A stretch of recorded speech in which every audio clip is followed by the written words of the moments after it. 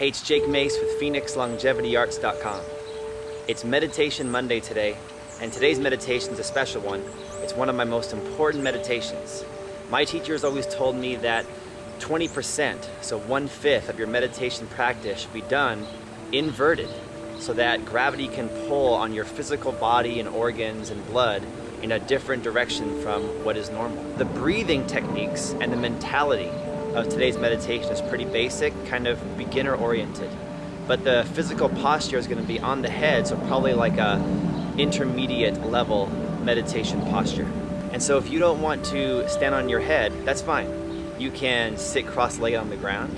You can sit in a chair, even stand up, or even lay on the ground or in a bed, and just practice the breathing technique, as well as the relaxed mental state that this meditation brings about.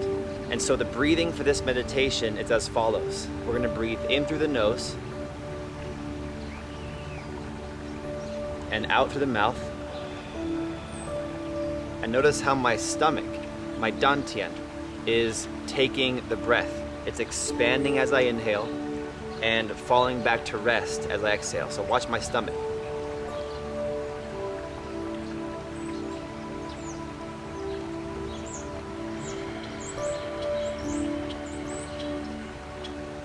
And our goal is going to be a 3 to 5 second inhale. So let's try it right now. 3 to 5 second inhale.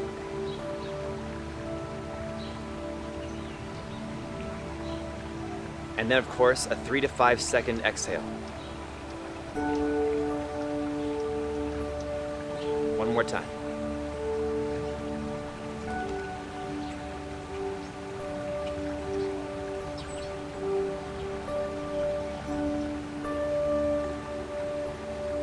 And a lot of my friends and my students didn't believe the length of time that I meditate on my head. And so I usually will go for 15 to 30 minutes in a row and just holding a good headstand. The hand position of the headstand you'll see in a second. For me, being on the head for meditation is the way that I meditate at least 20% of the time in the morning after I do a nice Qigong or Tai Chi practice, because it just helps me to start my day by taking blood that might have become stagnant in my lower part of my body, like my limbs, and just helping to flip it over and allow it to rush into the upper part of my body, like my sensory organs of the eyes, ears, nose, mouth, and brain.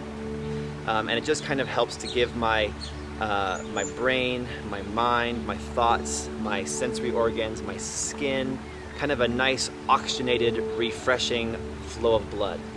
Before we get started, I want to encourage you guys all to go to my Facebook page, facebook.com/JakeMace, then a dot, Tai Chi, and like it and join our page, because we're doing a lot of inspirational posts, a lot of photos from my life and my training, and we always post our YouTube videos on there so you guys can see the latest video in our series. We have over 600 videos now on our YouTube channel, so I encourage you guys to go to our channel here and just browse around and hit the playlist called Meditation Monday. It's got some great meditation exercises there for you. But I'm also on Instagram, and we're posting some really beautiful photos and video on Instagram every day, multiple times a day. And my Instagram handle is JakeMaceTaiChi. So the same thing. So go to Instagram, look up JakeMaceTaiChi, and follow me, and we'll all get inspired to train every day together. I want to encourage you guys too, one last thing, that meditation is not about feeling the chi, or feeling the auras or the chakras, or having a nirvana experience every time. I believe that meditation is just a physical tool that I do every day to help myself become comfortable with myself. Does that make sense? So it's kind of like if you were to take a supplement for men's health or women's health, or a B12 sublingual supplement for your physical health. Meditation is that supplement for your emotional, spiritual, mental, and physical health as well. And it's just a great way every day you can do something private, non-religious, but yet kind of borderline spiritual, that allows you to empty your cup from all of the stresses of the earth. We get stressed out, we get depressed, we get anxiety and overwhelm from various sources. And so you have no idea what today's going to throw at you. But at least if you did your 15-minute meditation every morning, sometimes on the head, you'll empty that cup and you'll be able to fill it back up again with all those unexpected parts of life. Let's get started. So for today's headstand meditation, there's a few things to do before you start. One is you want to be clean, so you want to go take a good shower and be completely clean with some healthy soap that's like organic. And then don't put a bunch of perfumes or deodorants on. You want to be natural. You don't want to be smelling like a lot of fragrance. Number two is you want to get into a place where it's beautiful and relaxing, like nature. So I have my backyard pond here, you can see behind me, that I built. And I like it because if I can't get out of the city to where there are actual ponds built by nature, I have a good simulation here in my backyard. So just find some place from nature that's nice and flowing. And even if you have a nice room in your house that's set up kind of zen and peaceful with good airflow, that's perfect. Number three is brush your teeth so you have a clean palate. Number four, drink a half glass of water so you're nice and hydrated. And the last area I like to focus on is being relaxed during my relaxed training. And I do that by setting a timer. Sometimes I get too focused in the meditation and I'll go for over an hour and then I'll miss an appointment, or I'm late to a lesson, or I'm late to a class or a different meeting. So I set my alarm clock like I do when I'm sleeping to make sure that I can just kind of forget about time and focus, and when the 15 minutes goes off, I'm done. In today's meditation, I'm not going to walk you through every step and every breath like I normally do. We're going to kind of have a competition of sorts where I'm going to let the camera roll for 15 minutes. I'm going to do my 15-minute headstand meditation, breathing for 3 to 5 seconds per inhale, and breathing out for 3 to 5 seconds per exhale. And I hope you guys will jump in and try to last as long as I do for 15 minutes for this meditation. Even if you can't do the full 15 on your head, you might want to use a wall to help stabilize your balance.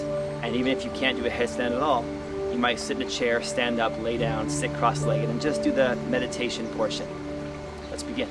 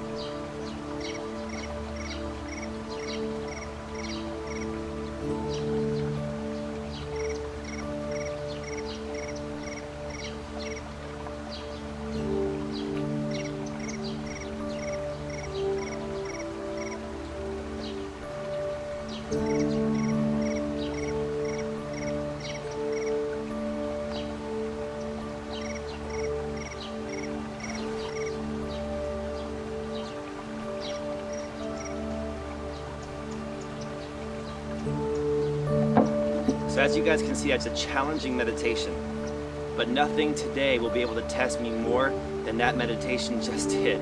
So 15 minutes, it's 110 degrees here in Phoenix, Tempe, Arizona, with a lot of humidity because we had a little monsoon last night. So it's very hot and humid, but you know, I love it. I love the sweat dripping down my back because it helps me to focus my physical body. If I hear cars or dogs, I just try to, you know, overcome those distractions and stay comfortable within myself. If you notice, I did two things. One was I meditated on the edge of my dock with my pond directly behind me, and what that does is it just adds a little element of focus. I have to focus because if I fall over, I go in the water, and I don't want to go in that water with the fishes. And the other thing was, at the end of the meditation, I didn't just get up and go about my day. I got out of my headstand, came to a kneeling position, and finished with about